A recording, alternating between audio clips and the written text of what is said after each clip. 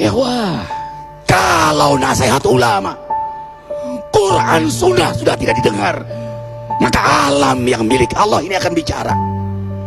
Wahai penduduk Indonesia yang diberi iman oleh Allah, sekarang alam sudah menasihati kita 7 sebab mengapa musibah datang bertubi-tubi.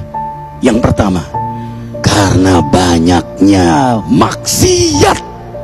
Surah Yasin ayat 19 yang kita baca setiap hari.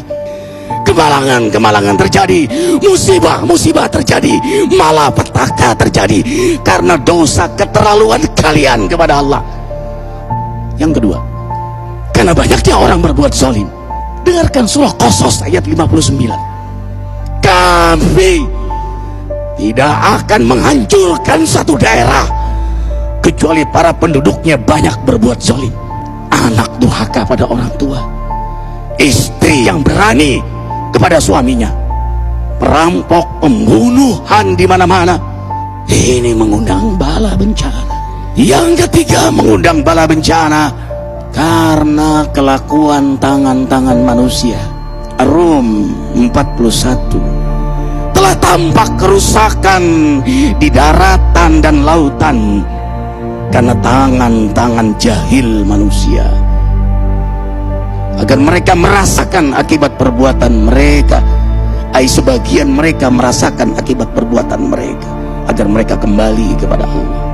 Yang keempat, bencana terjadi karena para tokoh melakukan kemaksiatan dan kezaliman. Dengarkan dengan iman, wahai penduduk Indonesia yang mulia, bila kami ingin menghancurkan suatu negeri, kami perintahkan para tokohnya untuk taat kepada Allah, tapi mereka maksiat, tapi mereka berbuat zalim, tapi mereka khianat kepadaku dan kepada makhlukku.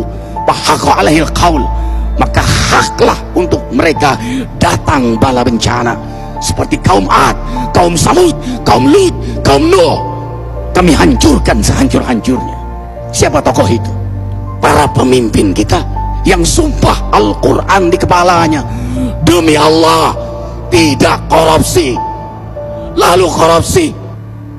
Siapa lagi? Hartawan, orang-orang kaya yang dengan harta berpoya-poya, sombong, maksiat dengan kekayaannya di tengah orang yang banyak menderita. Siapa lagi?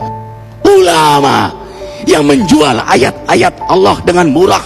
Subhanallah. Yang kelima, mengapa bala bencana terjadi? Karena orang-orang soleh, orang-orang baik diam melihat kemaksiatan dan kemungkaran. Surah Al-Anfal ayat 25. Takutlah kalian dengan musibah yang tidak hanya menimpa orang yang maksiat, orang yang berbuat zalim, tapi juga kalian orang-orang soleh. Maka masa bodoh dengan kemaksiatan bukanlah sikap seorang mukmin. Amar ma'ruf nahi mungkar adalah amal cerdas. Yang keenam, justru karena rahmat Allah, karena peringatan yang Allah hadirkan agar hadir mahkamah kesadaran kita. Ikhwah, dengarkan dengan iman surah Al-Baqarah ayat 155, 156, 157. Kami pasti uji kalian dengan sesuatu yang membuat kalian takut lapar, takut miskin, takut kematian. Tapi kabarkan berita gembira bagi hamba Allah yang sabar dari semua ujiannya, yang mereka berkata, sesungguhnya kami milik Allah dan sungguhnya kami akan kembali kepada Allah. Yang terakhir, yang ketujuh, ada yang nanya, bagaimana yang maksiat yang selamat? Tenang-tenang saja. Yang berbuat zalim malah sukses. Di mana keadilannya? Allah Maha Adil. Dengarkan surah Hud ayat 15-16. Barang siapa mencari kesenangan dunia, lalu dia menghalalkan semua cara, apa kata Allah? Kami beri, tapi di akhirat tidak mendapatkan secuil pun kenikmatan, malah nikmat di dunianya menjadi bahan bakar azab untuk dirinya. Itulah istidrat. Lalu apa sikap kita sekarang?